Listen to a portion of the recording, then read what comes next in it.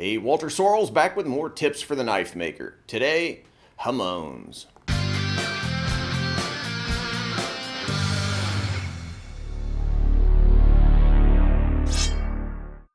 I recently finished making this katana.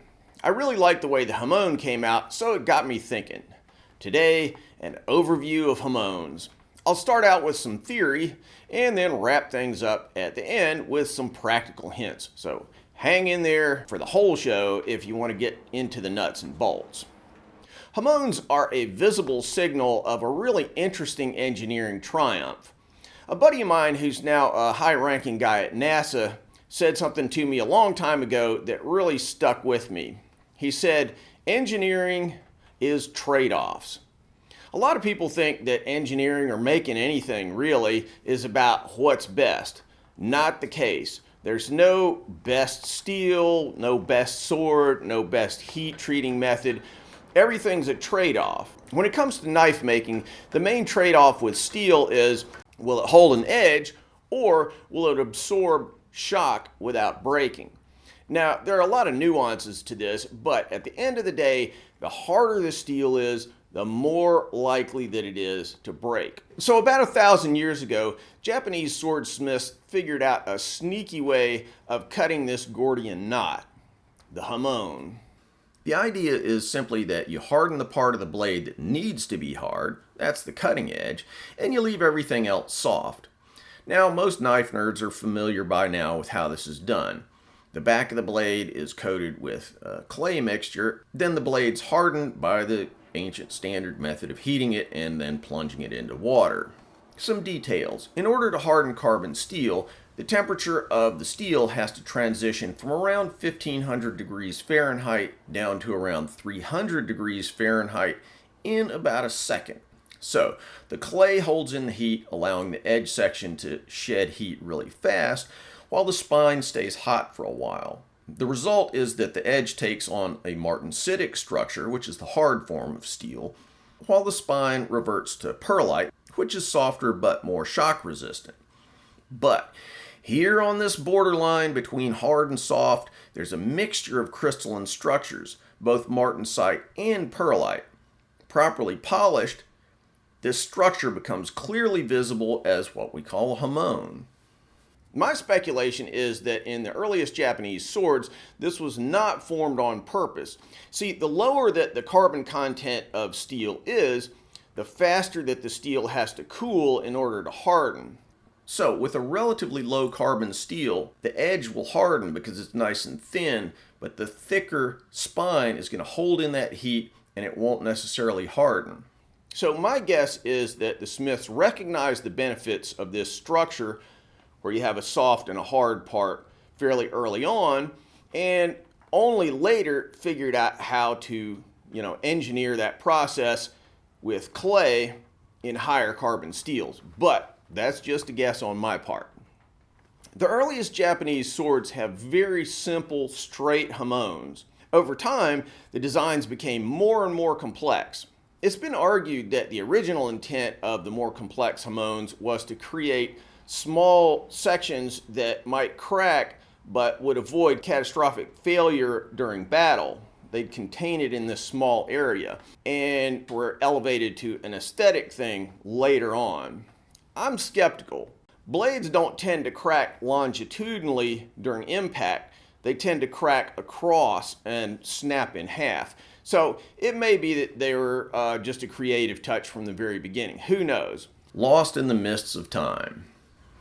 The type of hamon that I'm best known for is called choji, which translates as clove blossom. If you see these little sections, they look like the cloves you'd use in your kitchen. Hamons never track the clay exactly. It's a very violent, chaotic process, but the basic idea, the intent anyway, is that wherever there's clay, that's what your hamon will look like. Again, never quite works out that way. Hamons are extremely sensitive to the type of steel you use. One thing I didn't get when I first started over 2 decades ago was the importance of manganese. All modern steel, almost without exception, contains manganese for manufacturing reasons, and manganese has a profound effect on hardening.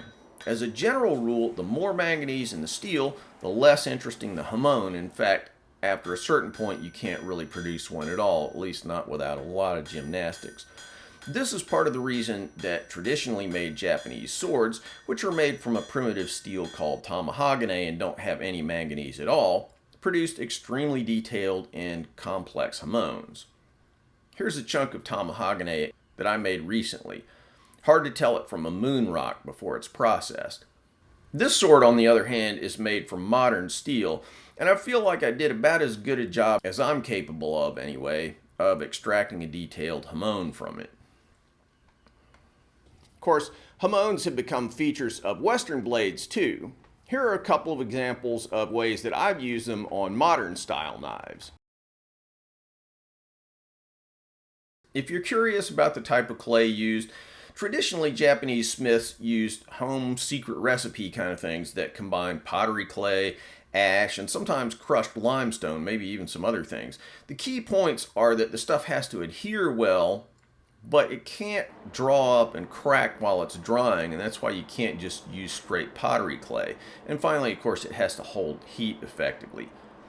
American smiths tend to use a refractory clay known as satenite, but you can do it with furnace cement and various other materials.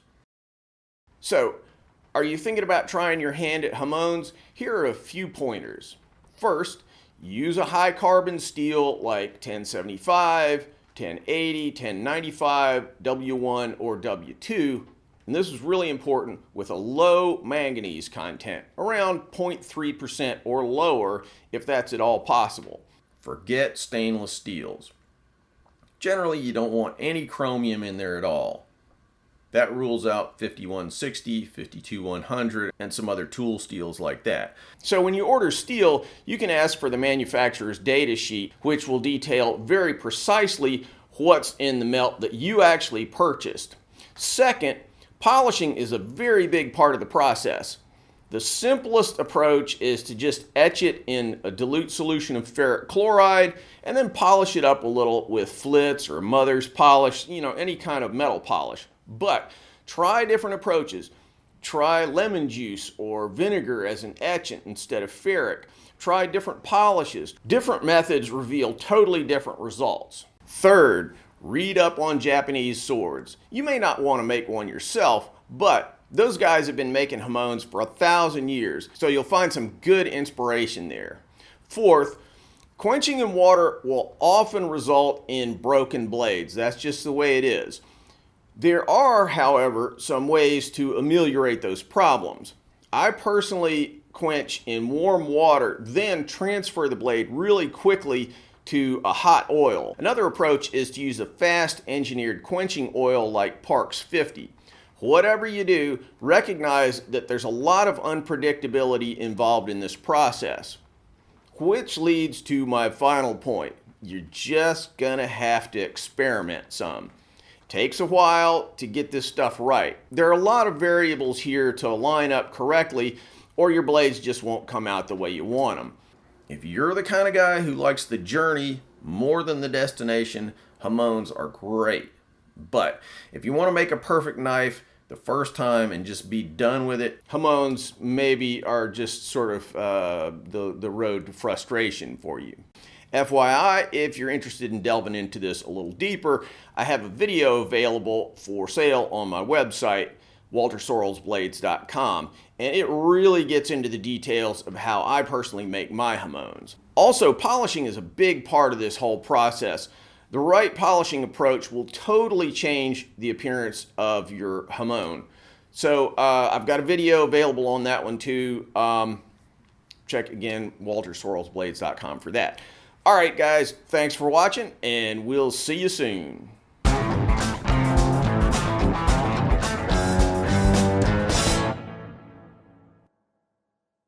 Thanks for watching, guys. If you like what we're doing here, please subscribe and make sure that you click on that bell so you get notified of all the latest videos. Want to buy a knife from me? Check out my modern blades at tacticsarmory.com. Digging the channel? You can support our video making efforts on Patreon. I've been banging away on these videos for like 10 years, so I hope you'll show some love for all that hard work. Link in the cards and descriptions. Finally, if you're interested in making Japanese swords, check out my full line of Japanese sword videos where I show how to forge Japanese swords as well as how to polish them and how to make fittings, handles, and scabbards. WalterSorrellsBlades.com.